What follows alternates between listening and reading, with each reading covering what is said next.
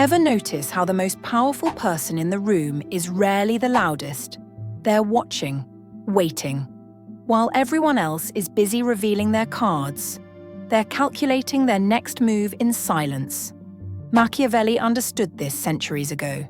The greatest power play isn't shouting to be heard. It's the strategic use of silence. In a world that rewards noise, silence is your secret weapon. When most people feel uncomfortable in a conversation, they rush to fill the void. They overshare, over-explain, and ultimately overplay their hand. This is exactly what Machiavelli warned against in his writings on power and strategy. The 16th century philosopher understood something fundamental about human nature. We're uncomfortable with silence, and whoever can master that discomfort gains an immediate advantage. Think about negotiation. When you state your price and then sit in complete silence, you force the other person to respond. They'll often talk themselves into a weaker position simply because they can't handle the tension of that silence. Or consider an argument. When someone attacks you verbally and you respond with calculated silence, you deny them the emotional reaction they're seeking. You maintain your power while they expend their energy. This isn't just ancient wisdom, it's backed by modern psychology. Studies show that people who strategically use silence are perceived as more confident, more thoughtful, and more in control. I've seen this transform my own life. Last year, I was in a meeting where everyone was frantically pitching ideas, talking over each other, desperate to be heard. I waited. I observed. When I finally spoke, briefly and deliberately, the entire room stopped to listen. That's the paradox of silence. The less you speak, the more weight your words carry. But here's the key that most people miss.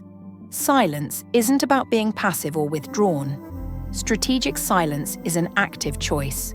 It's about creating space where others reveal themselves while you maintain your position of strength.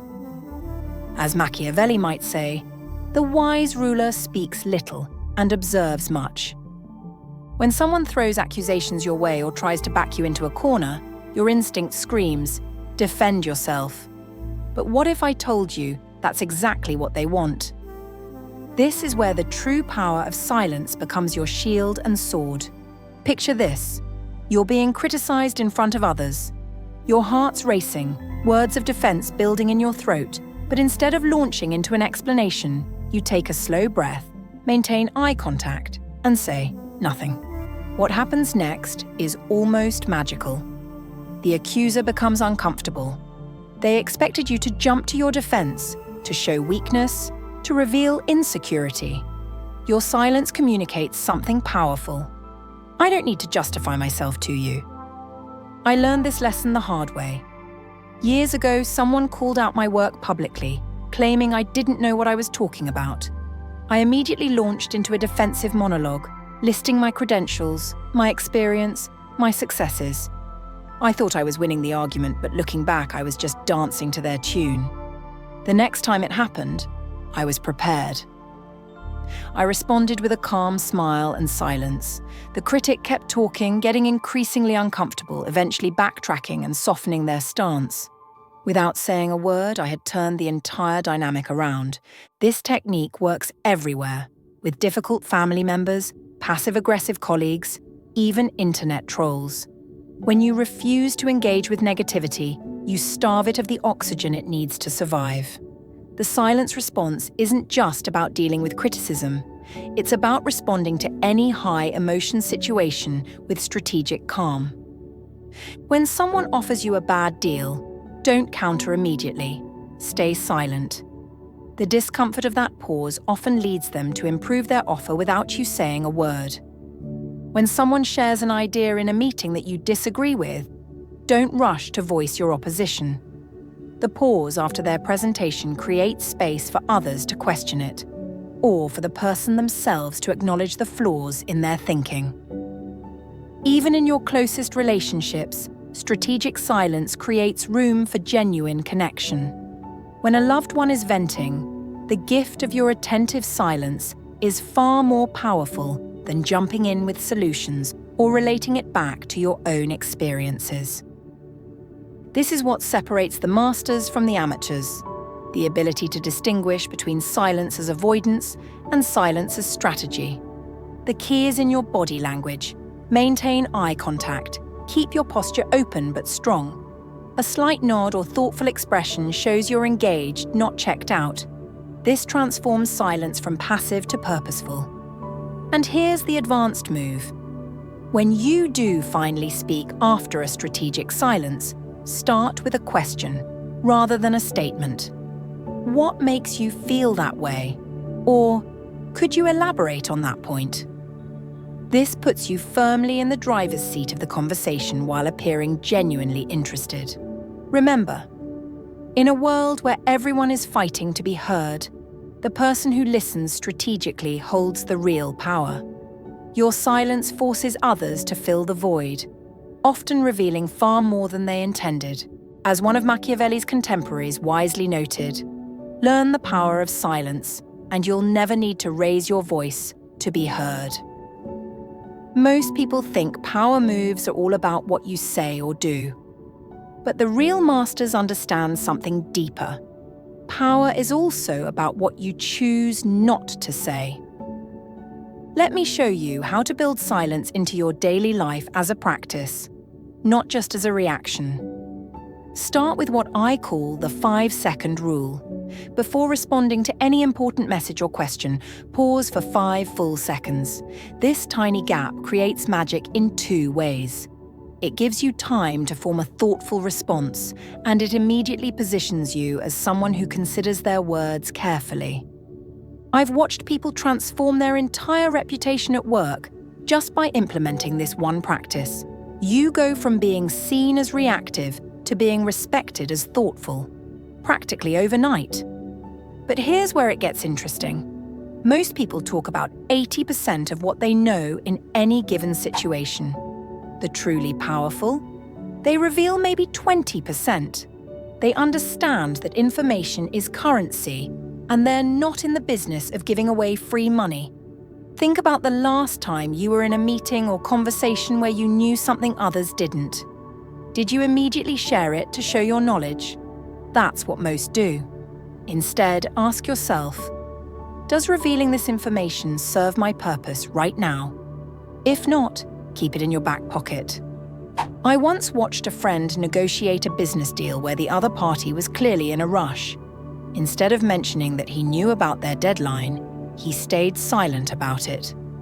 That single piece of unshared information shifted the entire power dynamic in his favor. The deal closed at terms that would have been impossible if he'd shown all his cards. This isn't about being manipulative. It's about being strategic with your energy and information. Practice this daily. When someone asks you a direct question and you feel that immediate urge to answer completely and thoroughly, pause. Ask yourself, what's behind this question? What's the real information being sought? Sometimes answering with a thoughtful question of your own is far more powerful than an immediate response. And here's the advanced move. Deliberately create moments of silence in your important conversations. When you make a significant point, don't rush to fill the space afterward. Let it hang there. Let it breathe. Let the other person sit with what you've said. This simple technique amplifies the impact of your words tenfold. I've seen speakers who understand this principle command rooms of hundreds with whisper-quiet voices because they're masters of the strategic pause. Remember, silence isn't just the absence of noise. It's presence, it's power. It's the space where others reveal themselves while you maintain your position. The ancient Stoic philosophers understood this. Epictetus said, "We have 2 ears and 1 mouth so that we can listen twice as much as we speak." But Machiavelli took it further. He recognized that the one who speaks least often holds the most cards. Make silence your daily practice and watch as your influence grows without you having to announce it. We've talked about why silence works, how to use it defensively, and how to practice it daily.